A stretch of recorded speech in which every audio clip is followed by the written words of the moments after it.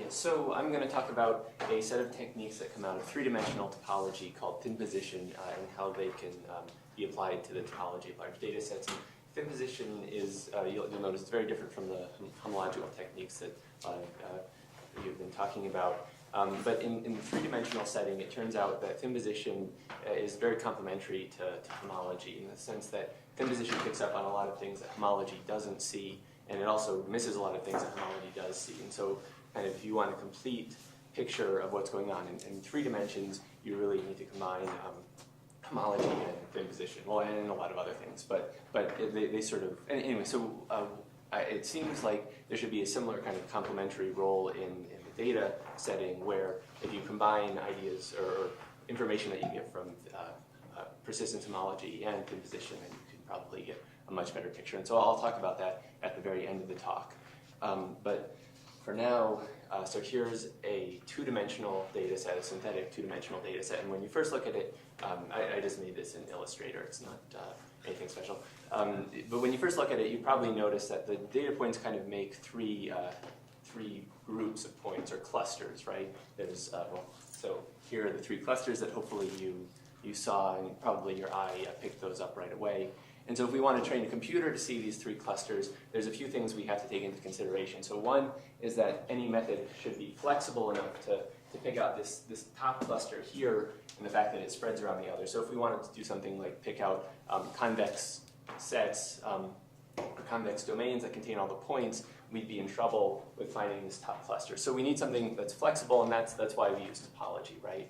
But at the same time, we also would want to pick out the sort of bottleneck between these 2 sets, and that's a geometric property, right?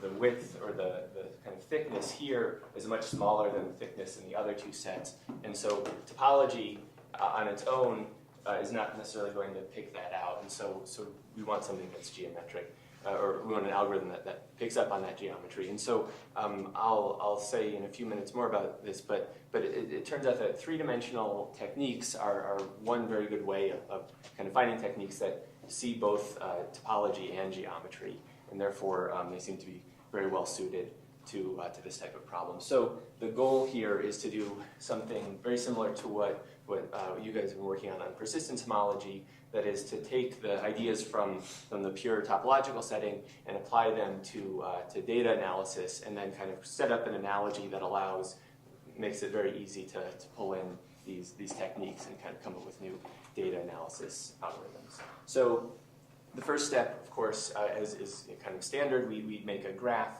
out of our data points, and this graph is a little bit different from the sort of persistence complex. So first of all, it's just a graph. It's not a simplicial complex, but also for the edges, rather than labeling them with the distance or some kind of time parameter, I'm going to label them with a weight which is more or less inverse to how far apart they are. So the closer the points are, the larger the number we put on the edges. And I only drew some of the edges, but in practice, we can actually take the complete graph and just as the edges the vertices get farther apart, the edges, the weights go to 0.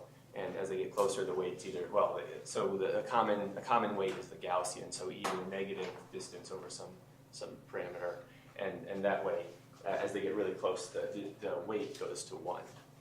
Okay, so then once we have this similarity graph, we can start talking or pretending that we're doing geometry, or bring in terminology from geometry.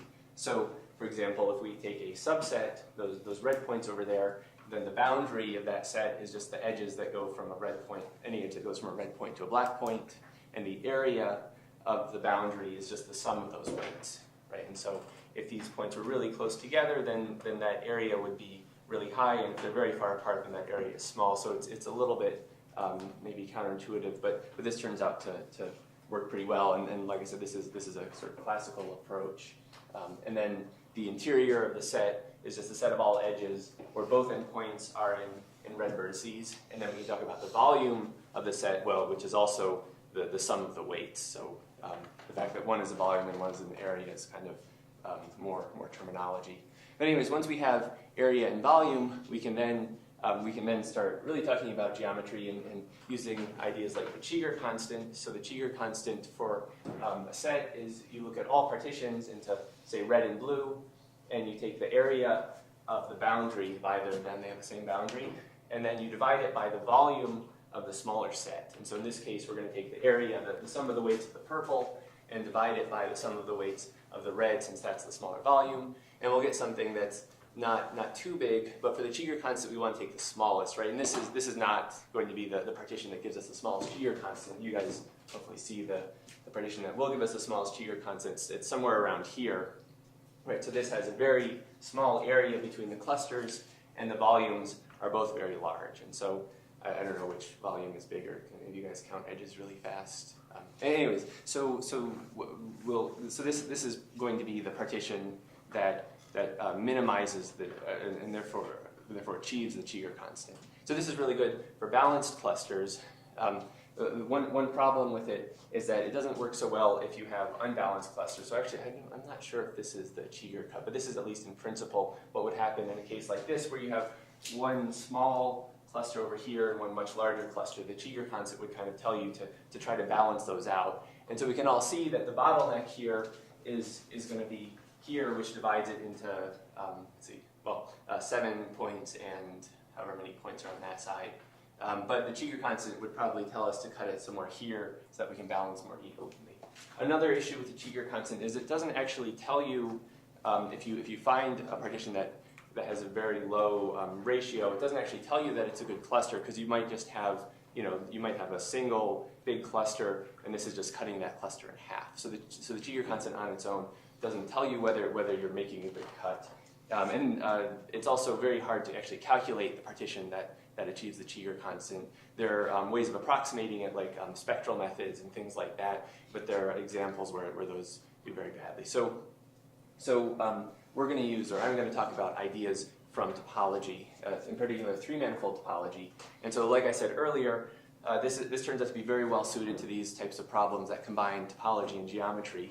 And the reason is, work of Thurston, Mostow, Perlman, and many others. But so Mostow showed that if you have a three-dimensional manifold with a hyperbolic metric, then there's exactly one, in some reasonable sense, hyperbolic metric on that three-manifold. So once you know the topology of the three-manifold, if it's hyperbolic, then it has you have a unique picture of the geometry. Actually, Mostow showed this for all dimensions 3 and greater. But what makes 3 dimensions special is what the program that Thurston started and that Perlman essentially completed, showing that with a few small number of well-understood examples, every three-manifold has a hyperbolic structure. So in some generic sense, the topology with three-manifold determines a unique geometric structure on it. And so, in particular, for example, if we have a surface embedded in a three-manifold, it turns out a hyperbolic three-manifold, you can always embed it in such a way that the curvature is bounded. And then the Gauss-Bonnet theorem tells you that once you have a surface with bounded curvature, then its area is proportional to its Euler characteristic. So Euler characteristic is a topological property, but area is a geometric property, and this is sort of the first step into understanding how the geometry and topology of three manifolds interact. And so in particular, for many hyperbolic three manifolds are what's called Haken, which means that there's a well-defined or fairly well-defined set of surfaces called incompressible surfaces, where if you cut along those surfaces, then you get simpler pieces. And geometrically, because these surfaces have relatively low area, what you're going to get is a picture that looks, this is kind of schematic, but you have these sort of bubbles of lots of volume and then fairly thin bottlenecks between them. Those are the incompressible surfaces. And so if we were to sample points from this three manifold and then try to cluster it, those clusters, the best clusters would probably be these pieces when we cut along the incompressible surfaces.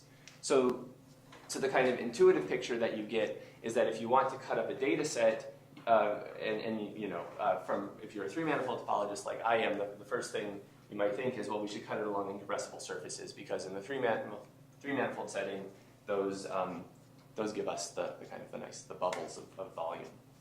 Okay, so to understand exactly how this works out and how we can modify this or apply this to data sets, we'll do some topology. So here is a three-dimensional ball. Its boundary is drawn in blue, and inside of it we have these three arcs whose endpoints are in the boundary of the ball. And we're going to take this ball and make it really big, or if we think of ourselves as living inside the three sphere, we can take a point and pull it off to the point at infinity so that the sphere looks like a plane. And then we'll take the plane and draw it horizontally right at eye level so that the sphere looks like that line there, right? Because we're looking horizontally down a plane. And then the three arcs just look like these three arcs here, which look kind of like bridges. And that's what we're going to call them. These are bridges, okay? So we can take two of these balls and glue them together, right? When you take two balls and glue them together along their boundary, you get the three sphere. And when we do that, we'll have arcs in either one. And we're going to make sure that when we glue them together, we match up to the endpoints of the arcs. Right? And that'll give us a knot or a link. But we don't just want to match them up directly because that's boring. We're going to match them up. We're going to sort of spin them around and braid them around on the surface and then match them up in some reasonably complicated way. So this gives us a non-trivial knot or link. I think in this case it actually is a knot. So this is called a braid in between. And the blue line is still a sphere. It's the sphere where we glued the two balls together, and that's called a bridge sphere. And the reason is that if you just look at the top arcs, it's harder to tell that these were the same three unknotted arcs, so the same three bridges, and below we have three bridges. And so for a knot, you might ask, if you start off with a knot, what's the simplest way to glue it, to construct it like this? So in other words, what's the bridge sphere that intersects in the fewest point, that makes the fewest number of bridges? Now, since we're talking about geometry, and what I'm going to say is sort of more true in principle than in practice, but the principle is, and what a lot of evidence seems to suggest, is that if we take a very complicated braid here, the volume of the complement of the knot is going to be very large. But remember what I said about the Gauss-Bonnet theorem and areas of surfaces. We still have a 6-punctured sphere here, so its Euler characteristic is -4. So the area of that sphere in the knot complement is still going to be bounded. So if we pick more and more complicated braids, the volume is going to go up, but the cross-sections are staying the same area, right? So that means the geometric picture is that this is getting kind of long and skinny, right? Bounded cross-sections, but very large volume. And so that's the sort of thing that you should keep in mind as we talk about these types of knots. So sometimes when if you pick a particular braid, you may discover that you didn't pick it, that you sort of didn't do things minimally, right? So if we were to end up with a knot here where we have something as complicated as we want here, but then over here this is what the braid looks like, you can see that we can take this knot and sort of flip it and just get this simpler. So this would be the same knot, but it would be a simpler picture of it. So in particular, instead of having a bridge sphere that has 6 punctures, we'd have a bridge sphere that has 4 punctures, right? And you can think about this as sort of taking this is sort of like on a Morse function where you cancel 2 critical points, and there's a if you had a simplicial complex and you have a face with a single edge on it, you can sort of cancel the edge in the face, and there's reasons we'll see in a minute why that's sort of what this is. Maybe I should bring that up again in a minute. Anyways, what's happening here is we have this red disk on top and this green disk on the bottom, and these disks, when they in the bridge sphere, they intersect in a single point in the knot, and otherwise they're disjoint. And what that means is that you can push the knot down along the red disk, up along the green disk, and you get this picture where they kind of cancel each other, and you have 1 fewer bridges. And because we had bridges everywhere else before, this will still get a bridge sphere for the knot. So that's what happened. So we take these disks that intersect in exactly 1 point in the knot, and otherwise they're disjoint. So then you can ask, well, what happens if instead of 2 disks that intersect in that 1 point, we have 2 disks that are completely disjoint from each other, right? So we could try to do the same thing where we push the knot down along the red and up along the green. And what happens, so here's an example. So here's a knot with 3 bridges, and here we have a red disk on top, and then, well, it's supposed to be a green disk. It's under the blue surface, so it looks blue. And so we want to push the knot down along the red and up along that green or that blue disk. And so what we get is we turn our original knot into this knot. And now you can see this sphere here, or well, that blue line no longer represents a bridge sphere, right? In particular, the arc on the bottom now looks like it's knotted, and it turns out that it is in fact knotted. There's no way you can kind of move that around and make it non-parallel. And similarly for the one on top. But this is still an important sphere. In the so this is the sphere that tells you that this knot was a connect sum of two trefoil knots, right? If you kind of pinch the knot together along that sphere, you get two simpler knots, in this case trefoils. So this, what you got here when you did this was you turned an interesting surface into a really important surface, right? And so Gabai, Dave Gabai, sort of was the first person to look at this and kind of carefully say what's going on here. So here's what he said. He said you can think about the picture. So I guess we've switched the sides of the picture. So this one here, you can think of this as we've taken a sphere and we want to move it from the bottom of the knot to the top. And as we go through, if we go through in this direction, the number of intersections increases to 4, then decreases to 2, then increases to 4 again. Whereas if we go through this way, it just increases to 6 and then decreases down to 0. So he said, look at the local maxima, right? We've got 4, 2, 4. Look at the local maxima, make a vector or an ordered n-tuple out of them, and then we just use lexicographic ordering. So 4 is less than 6. So this knot is thinner than, or this representation of the knot, this position of the knot is thinner than the one on the right, hence thin position. Okay, so he said you can do this with knots. So another way to think about this is, well, I guess this is sort of what I was just saying. You can, as you move a sphere through, so now we've drawn the same picture of the knot, but we're looking at different spheres. So you can either push the sphere across until you get all the way up to 6, then push it down, or you could notice here that instead of going up and then down, you can go down and then up, and then push it the rest of the way. So the idea of thin position is that you can always pick a sort of a path that's minimal with respect to this lexicographic ordering. And so this is for knots, right? But you can also do this for 3 manifolds, for Morse functions on 3 manifolds, or a sort of combinatorial representation of Morse functions. So this, so these are surfaces inside a 3 torus. So if you think of the 3 torus as a cube with opposite faces identified, I haven't drawn the cube, but hopefully you can kind of see it in there. This turns out to be, so this is a torus, and then a genus 2 surface, and then genus 3, and genus 2, and genus 1, and so on.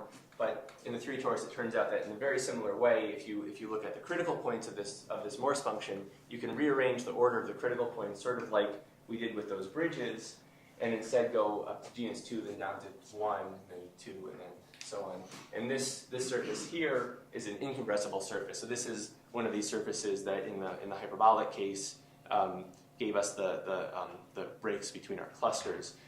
This actually, the 3 torus is not hyperbolic, and also the example here, the connect sum, this is also not hyperbolic. But the nice thing is, right, we're doing topology now, and so we know that there's some kind of analog to geometry, but so we can, because we're working in the topological setting, we don't necessarily need to worry that much that it's not actually hyperbolic as far as proving topological results.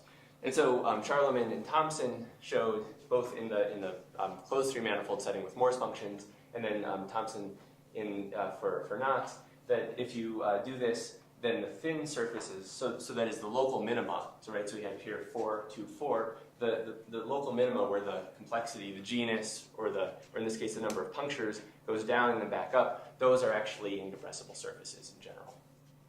Okay, so thin position, this idea of reducing the sequence and then looking for the local minima picks out incompressible surfaces in 3 manifolds. So why not pick out data clusters, right? Well, so here's if you didn't follow the knot example, here's a more practical example that's, I mean, only maybe practical in some kind of mathematical, or practical to a mathematician.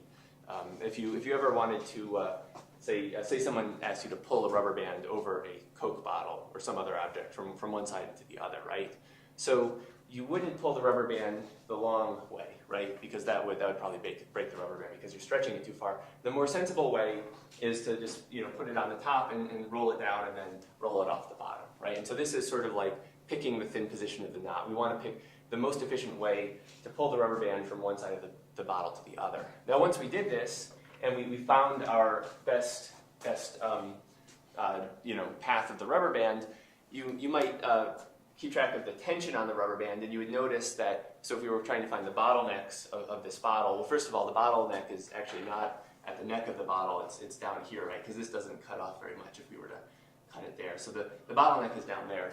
although there is a minor bottleneck up here. Anyways, if we follow the tension on the rubber band, we would notice that there's not much tension up here, and then it kind of grows and gets tenser, and then it relaxes a little bit, and then tenses up again, and then goes down to 0, right? And so if we couldn't actually see the Coke bottle, if it was like a 1,000-dimensional Coke bottle, and we could only measure the tension on the rubber band, then when we saw our tension dropping right here, that would indicate that we had kind of found the bottleneck, right? Even though it's not the neck, right? So you can imagine doing something like this with a data set, right? If you have some data set with a similarity graph, you can pull your rubber band from one side to the other, even if you can't see the data, and look for the places where the tension decreases and then increases. I don't know, this may be a terrible analogy, but I like it. Well, anyways, so here's how we do this for data sets. So here's a graph. So I'm just putting edge weight 1 on all these edges, and all the other all the other edges have weight 0 that I haven't drawn. And so you can see that if we just looking at this, probably the best way to cut it up would be to cut it into these 2 triangles along that middle cut, right? So what I've done is I've picked an ordering on the edges, so the ordering is indicated here, and then I've drawn the graph so that the vertices are on the horizontal axis in that order. So maybe this should be vertical in analogy with the knots, but I found it's easier to fit these on the page if they're horizontal.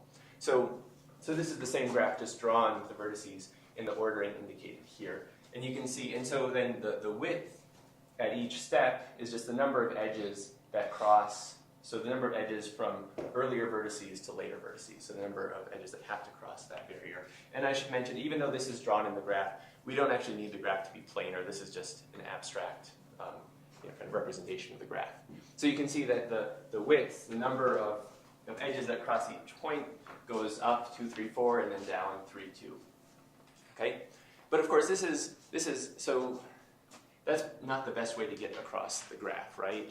Because if you imagine doing this with the rubber band, we've stretched it fairly far here before we pull it back, allow it to relax again, right? So it would make more sense to kind of pull it up so that it's vertical and then down the other side, right? So in other words, we want to switch the 3rd and the 4th vertices. And we can actually kind of see that in this representation here because, so this vertex has 2 edges to the right and only 1 to the left, and this vertex has 2 to the left and 1 to the right. So if you keep track of how many edges are, sort of the difference in edges from one side to the other, this is sort of +1 and this is -1.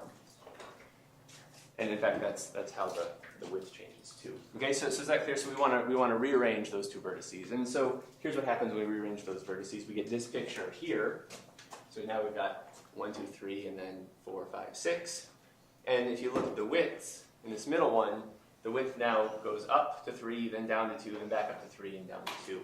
And so here if we're looking at our 1,000-dimensional Coke bottle, that's the bottleneck, right? Because that's where the width decreases. Now we have to be careful. We want to make sure that we can't reorder things to make them even thinner, right? Because you might have an artificial local minimum if you picked the wrong path. But so there's a fairly simple formula to decide if you're actually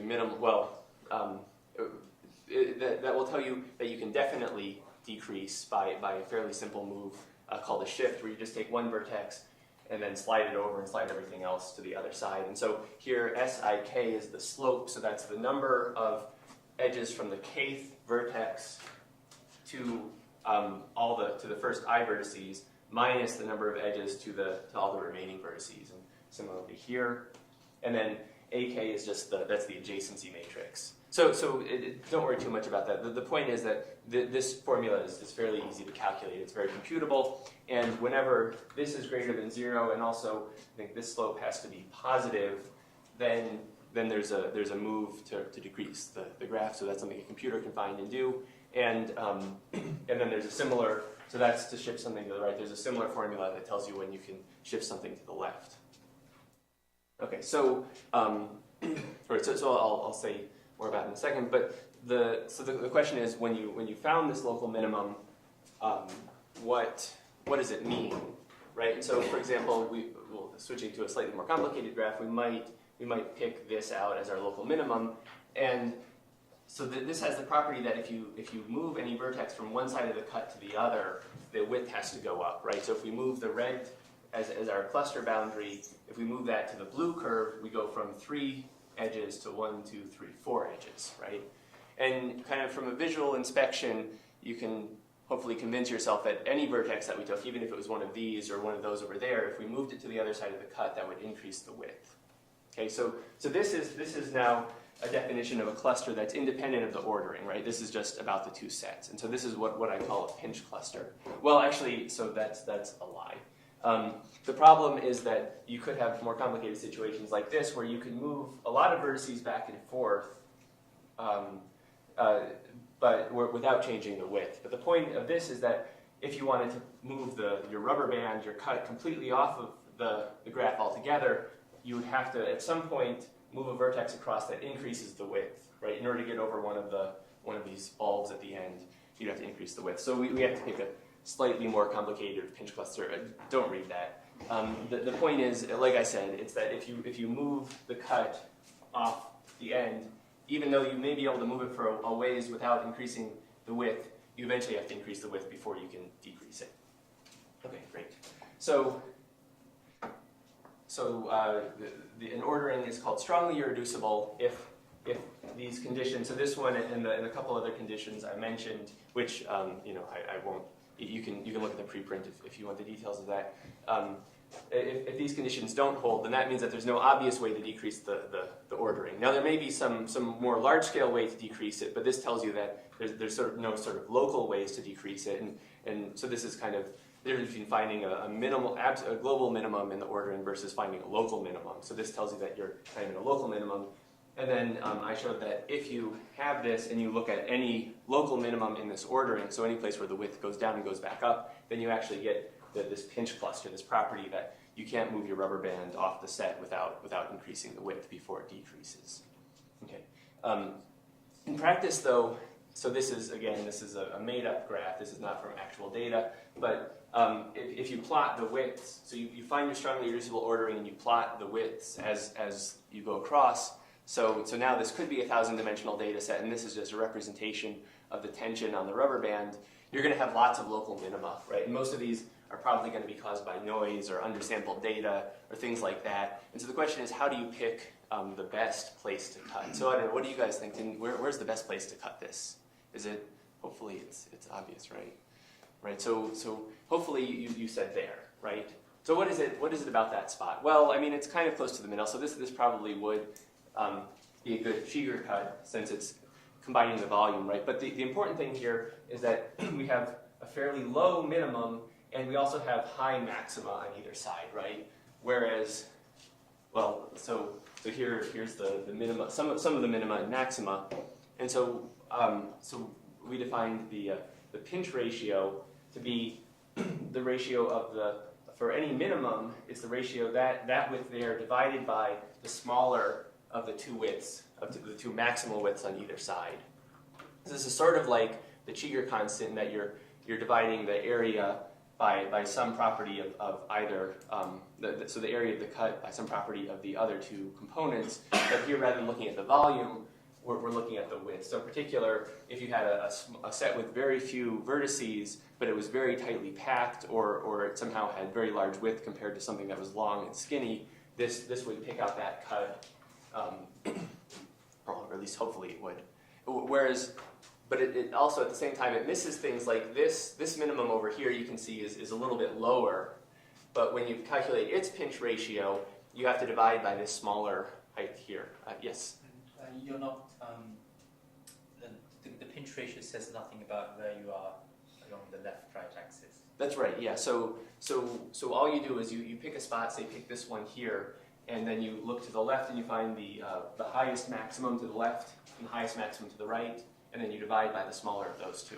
So the pinch ratio doesn't care that this is all the way over at the end. All it cares is that this maximum here is not as high as, say this maximum, which is, does that make sense? Okay. Yeah, so this turns out to be, well, okay, so let me show you. So this, in theory, right, this kind of intuitively should give us good clusters. There isn't a lot of rigorous mathematics, or at least I haven't developed I haven't figured out how to kind of show rigorously that this is a good idea. It's more kind of an intuitive idea. But the cool thing is that it turns out it actually works in practice, at least in many situations. So Doug Heasterkamp is a computer scientist at Oklahoma State who was kind enough to sort of listen to me when I came to him with this crazy idea, and he's actually implemented this. And these are some tests, results from tests on 4 different data sets. So here's how you read this. So PRC, that's pinch ratio clustering. So that's our algorithm, our thin position algorithm. And so the red bar, so this is, you have some labeled data, you run different clustering algorithms on it, and then you check how accurate the clusters that it describes are compared to the actual labels on the data. And so this is the adjusted rand index. It's, when you have multiple clusters, this is how you define the accuracy gets a little bit touchy. But anyways, this is some measure of how accurate the different clustering schemes are. So here we've got some other ones. So the red bar is how that does, and you can see pinch ratio clustering is pretty well, not so well there. But then we have these yellow bars. So what the yellow bars are is, remember, the thin position algorithm, it starts with an ordering, right? And it only finds a local minimum. It doesn't necessarily find the global minimum. So what you can do is, if you've already run some other clustering algorithm, you can take the clusters defined by that algorithm and then pick an ordering where those clusters are sort of in consecutive blocks, right? So that way you're kind of priming the thin position algorithm to try and find similar clusters. And so the yellow bars are what you get if you take the clustering scheme from one of these other clustering algorithms and then run the thin position machinery and then pick out the best clusters. So for example, this is a 2-dimensional, this is a different synthetic data set that Doug came up with that kind of combines like some jelly roll type behavior with some Gaussians and things like that. So if you just pick a bunch of random orderings, you don't do very well. But if you say take the spectral clustering, you do a little better. And then if you take the ordering defined by spectral clustering, you do even better. And similar with dbScan. Right, so in this case, you can see that this is also good for kind of cleaning up the results of other spectral algorithms, including spectral. Okay, so this is kind of the main let's see, the main thing that we've been working on, but also as so using the fact that this kind of tells you something about how good your clusters are, right? This pinch ratio clustering tells you whether or not you actually have a cluster, not just kind of the best place to cut. You can use this for things like we've been working on feature selection using this. So the idea is, if you have a bunch of data points and you know what classes they fall into, and then you have 1,000 features or 1,000 dimensions, if you pick some small set of dimensions, you can set up your adjacency matrix based on your graph based on based on those few dimensions, and then run pinch ratio clustering, run the thin position, and see how well you do. Whether, first of all, whether it gives you the right clusters. So in this first one, it's properly separated red and blue, and we actually have a good pinch ratio in the middle. Or maybe it doesn't, right? So in this case, it didn't do a good job of actually finding the right clusters, and there's also there's no local minimum with a really good pinch ratio. And so obviously the set of parameters, the set of features that we picked out here is much better than the set of features that we picked out here. And so you can then use this as so given a set of features, this tells you how good they are, and you can use this as a fitness function in a genetic algorithm. That's what, so Barry Levine is a chemist at Oklahoma State who's been using genetic algorithms to pick out features for spectroscopy data of different chemicals. And so he had a bunch of different fitness functions. So we've developed so Sean Bowman, a postdoc at Oklahoma State, has been working with me on picking out good fitness functions and then sort of plugging those into the genetic algorithm. And it's too early to give you hard data, but that seems to be working pretty well for what Barry's interested in. We're hoping to kind of use that on other feature selection problems. Okay, so now so before I finish, let's go back to homology, right? And so in traditional thin position, right, as you look at these surfaces, whether they're in a Morse function or bridge surfaces for a knot, they're all homology trivial, right? In particular, if you're doing this with a Morse function, every surface is separating in 3 dimensions. That means it's homology trivial, or I guess need to mention. I mean, well, anyways, so in other words, thin position in that sense picks out things that homology doesn't see because it sort of distinguishes between surfaces that are all homologous to each other. But on the other hand, because it's a fixed homology and class, that means it doesn't see the homology, right? So in particular, you won't completely understand the three manifold unless you kind of can also see these other homology classes. And so say here, usually the fixed homology class is the trivial one. And in classical thin position, or in sort of most versions of thin position, they're all trivial. But very recently, in the last few years, a number of people have started looking at what's called circular thin position, which is where you pick a non-trivial homology class of surface, and if you have a non-trivial homology class in a three manifold, you can, so this would be a first cohomology, which is the same as, well, in 3 dimensions, it's this, well, there's sort of only one homology class that's important, right? So technically, we'll think about this as the second cohomology class.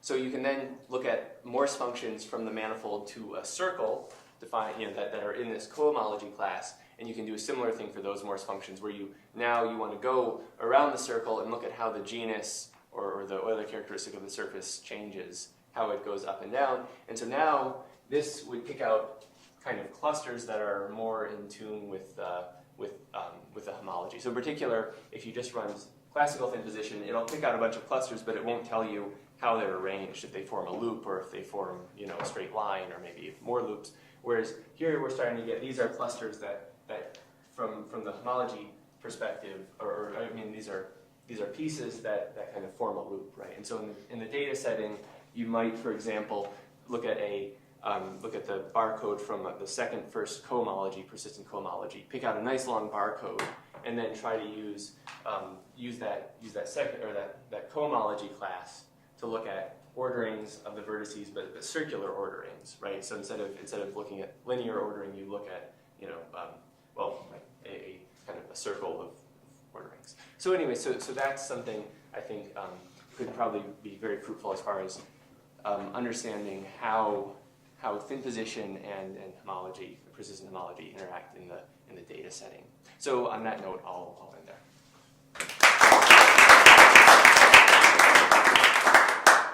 Yes. So could you go back to the slide with the little mountain graph, the red and the blue lines? Oh, this one, yes. No, the previous one. With the little horizontal Oh, lines. this, One before that, yeah. This one. Oh, yeah. Right. So this makes me want to, like for example, you have that red one down at the bottom in the middle. This one. Yeah. And then you decided that the blue one that corresponds to it isn't the next one, but it's the one further along. Oh, so what I do is I look at all the local maxima to the left, and I pick out the highest maximum on the left, and then I look at all the local maxima on the right, and I pick out the highest one. So I may have pointed this one, but it should be that one since that's the highest. Oh, I see. Okay. Yep. And so in each case, right? So here right. So kind of as you get closer to the end, you sort of have fewer maxima on that side, right? So that kind of encourages you to pick something in the middle, but still it's it's biased in a different way, at least from the Cheeger constant. Hopefully in a because the other thing this makes me think of is you can of course do the persistence of this graph, right? Of this graph. Of the graph itself, yeah. Right. And so then that gives you different pairings between minima and nearby maxima. Right. And you can also decide that there'll be a threshold of wiggliness that you ignore. So I have a feeling that there could be something. Yeah, that's a good point. See, so now I'm glad. See, I know as soon as I show this to someone who's thought about a completely different area. Yeah. So that's a good point that I hadn't thought about. Right. So you could look at like the zero-dimensional persistence. So and this is a little different, right? Because technically you should think of the Morse function as kind of going left to right. Each time you go over a vertex, you can think of that as like a critical point in a Morse function. So there's also some kind of persistence idea going on there, though I think it's much bigger. But yeah, but yeah, that's yes. So you mentioned you don't have a proof by any means that this is optimal, but what was the intuition that led you to choose that? So it's the intuition is, well, I mean, so there's intuition from three manifold theory, but I mean really it boils down to the Koch bottle, right? So in particular, the Koch bottle, the bottleneck seems to be here, right? But that's not actually very good from the point of view of the Cheeger constant, right? And so what makes this good is that if you're sitting here, in order to sort of pull the rubber band off in either direction, you have to stretch it by some non-trivial amount. And so so that's the idea, is that this is telling you not how much volume there is on either side, but kind of how far you have to stretch your rubber band to get it off in that direction. So it's measuring how hard it is to get the rubber band off the data set. Right, and like I said, yeah, there's no, I'm not sure if that's something that could even be proved rigorously that this is optimal. And well, maybe in specific settings. Yeah. Any more questions? If not, let's thank Jesse.